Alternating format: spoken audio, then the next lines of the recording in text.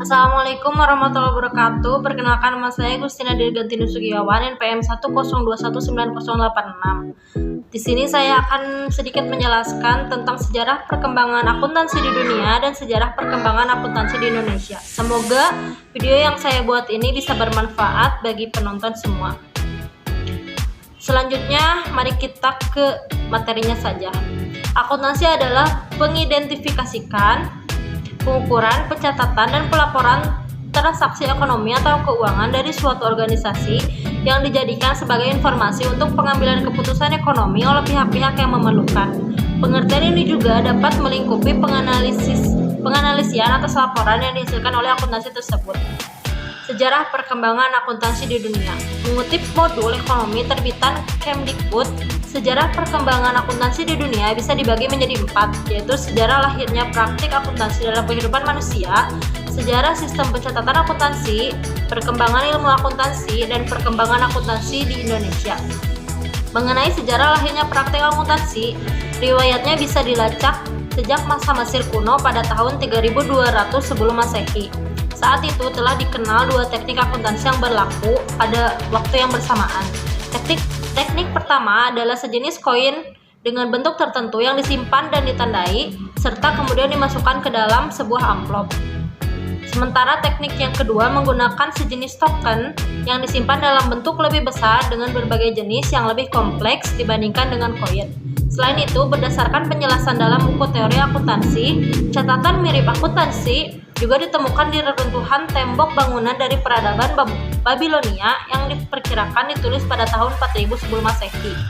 Catatan akuntansi dalam bentuk sederhana juga ditemukan pada sisa-sisa pengumpulan peradaban Yunani kuno dan Roma kuno. Namun, akuntansi pada masa ratusan abad silam tersebut masih bersifat pencatatan dan belum dapat disebut sebagai ilmu akuntansi. Baru kemudian pada tahun 1494 sistem pencatatan akuntansi lebih sistematis diperkenalkan Luca Paciolo, seorang ahli matematika berkebangsaan Italia. Nama lengkapnya Fra Luca Bartolomeo de Paciolo dan sering pula disebut dengan Luca Paciolo. Perkembangan akuntansi semakin pesat usai terjadi revolusi industri di Eropa. Tumbuhnya industri membuat kebutuhan akan informasi biaya produksi semakin tinggi. Ini kemudian mendorong kemunculan akuntansi biaya untuk melengkapi administrasi keuangan yang sudah ada sebelumnya, yakni laporan laba rugi dan neraca. Buku Robert Hamilton yang berjudul Introduction to Merchants tahun 1768 menjadi sumber otoritatif pertama yang memuat informasi mengenai akuntansi biaya. Kemudian perkembangan ilmu akuntansi menjadi semakin kompleks pada abad ke-19, yakni saat depresiasi dianggap biaya dan industrial accounting mulai dikenal luas. Selanjutnya, sejarah perkembangan akuntansi di Indonesia.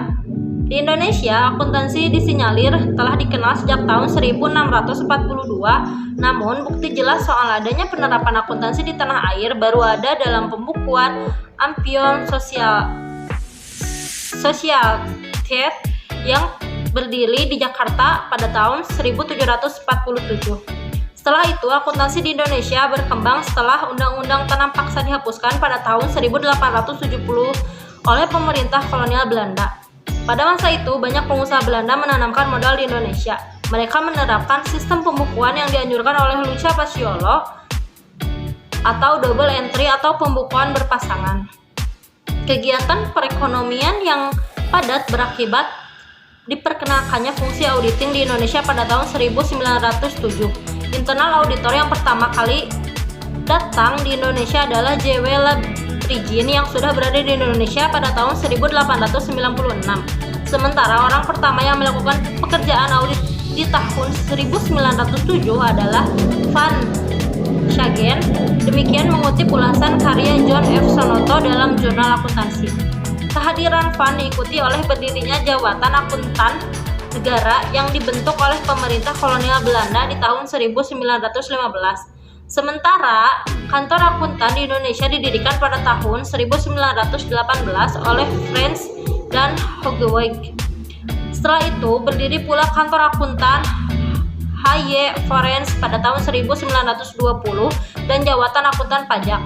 Baru pada tahun 1929 terdapat orang Indonesia pertama yang tercatat bekerja di bidang akuntansi.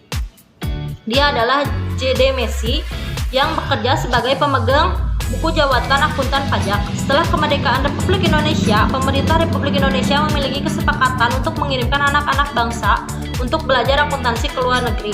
Hal ini mendukung perintisan pendidikan akuntansi di tanah air. Pendidikan akuntansi di Indonesia mulai dirintis pada tahun 1952 oleh Universitas Indonesia dengan membuka program studi akuntansi. Pada tahun yang sama, pemerintah Republik Indonesia juga menerbitkan Undang-Undang Nomor 34 Tahun 1952 yang mengatur pemberian gelar akuntan. 5 tahun kemudian, organisasi profesi akuntan di Indonesia bernama IAI didirikan pada 23 Desember 1957.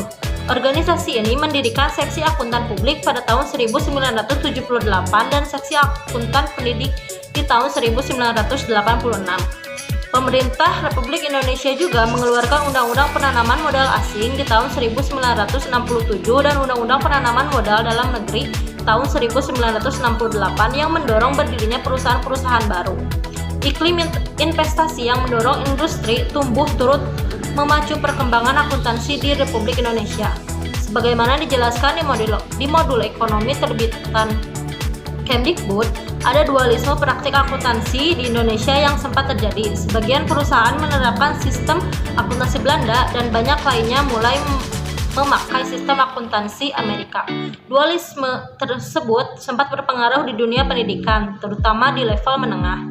Lantas, dalam sebuah lokalarya bertajuk Pendidikan Akuntansi di Indonesia yang diselenggarakan oleh Pusat Pengembangan Akuntansi Fakultas Ekonomi atau UI, lahir kesepakatan bahwa sistem pendidikan akuntansi untuk pendidikan menengah dan tinggi di Indonesia menggunakan sistem Amerika. Mungkin itu saja yang dapat saya sampaikan. Mohon maaf apabila dalam video ini masih terdapat banyak kesalahan dan kekurangan. Wassalamualaikum warahmatullahi wabarakatuh.